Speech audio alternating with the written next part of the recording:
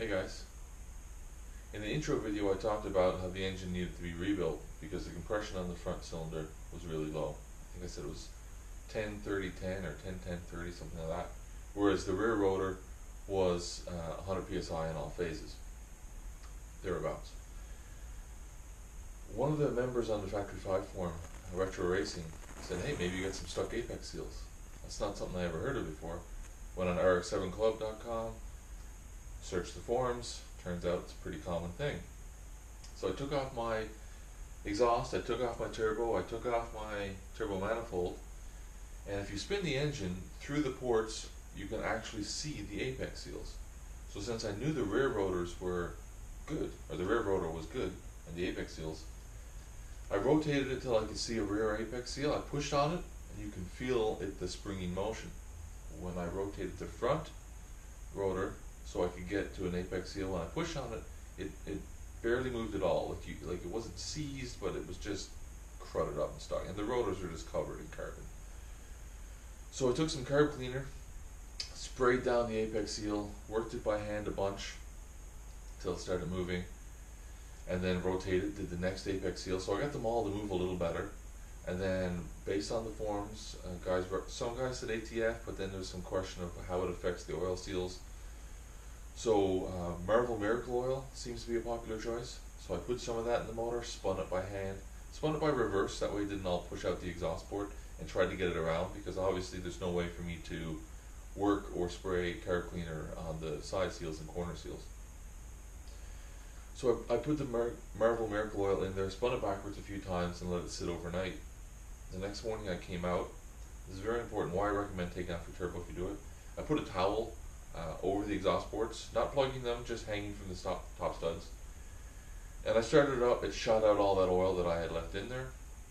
And then I did a compression check.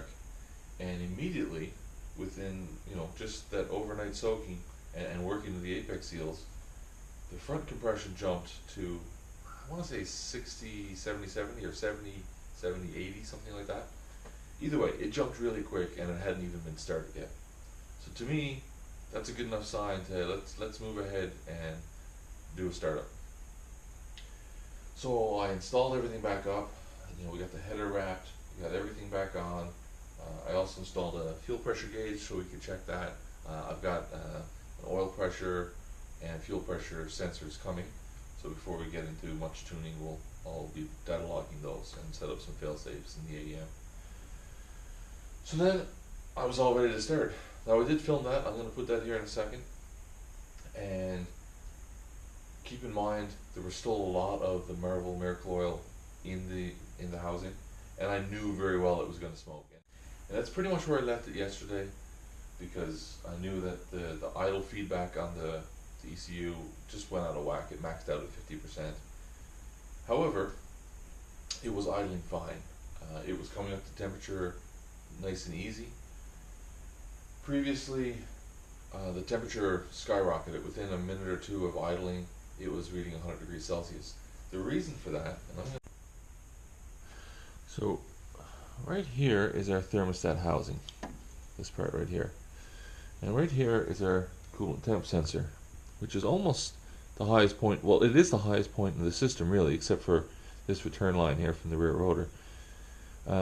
So if there's any air trapped, it's going to be in here. I was thinking there was air trapped, so our coolant temp was actually reading steam. So we weren't at 100 degrees Celsius, but it certainly was showing so. I wasn't getting air out, so I added this tube right here. You can see this is my thermostat housing right here, goes in here. And then this is my main line coming down and going to the front. And then I just teed into this for my rear rad cap. However, because it teed in down here, there's no way to get air out from up here. So, kind of hard to see it. But right there, I put a tube that's open on either end. Obviously it's just a tube. So I can get air out of the top of that system into here, and it seems to have worked perfectly. Another thing I'm doing is I got the front of the car jacked up, and I have this funnel, which is really neat. I picked it up at Princess Auto in the US. I'm sure you can get the same one at Harbor Freight. it comes with an assortment of rad cap. I think there's like 6 or 7 different rad cap adapters, so I'm sure it covers all of them. So then in here, as you can see, there's a little plunger, so you can fill this up halfway with coolant, and you just pull this out. We don't have any bubbles in there right now, and it'll bubble out. So the nice thing about it is you're not spilling a bunch of rad fluid over coming out of your rad.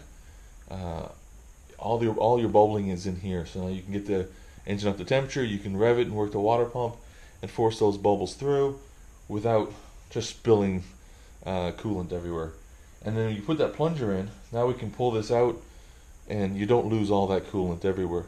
So it's pretty neat. So really quickly, before we get to yesterday's start video with all the smoke, I want to show you my first startup video.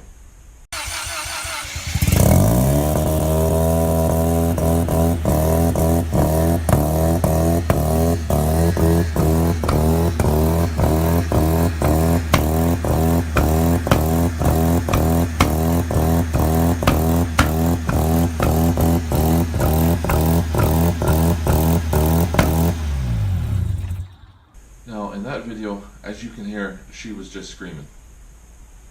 The throttle body wasn't hooked up right. I had some issues with the AEM Infinity with the Wizard.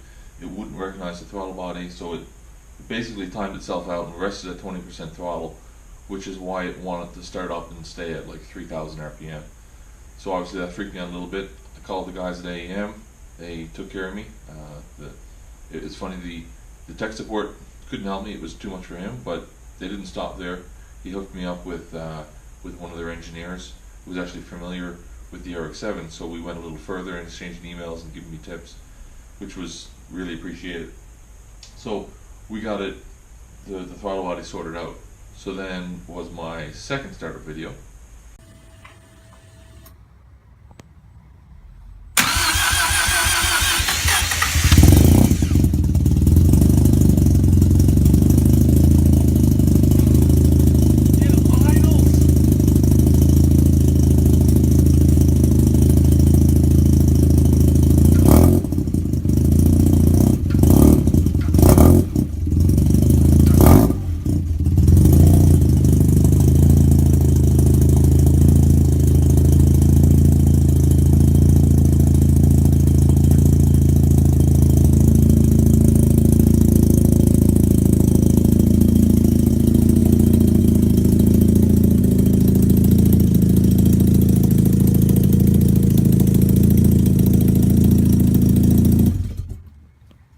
Now in that one, we're idling somewhat normally, still idling high because it's high idle for startup.